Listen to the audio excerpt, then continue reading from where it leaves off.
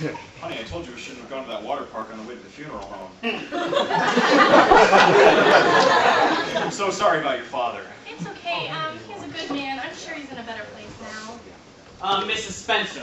Hi there, I'm Robert Drake, the funeral coordinator.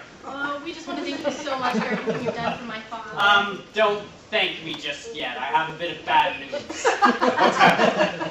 Well, it seems that we've misplaced your father's body. How do you misplace a body? Well, it seems that our vans and the vans down at the farm slaughterhouse look surprisingly similar.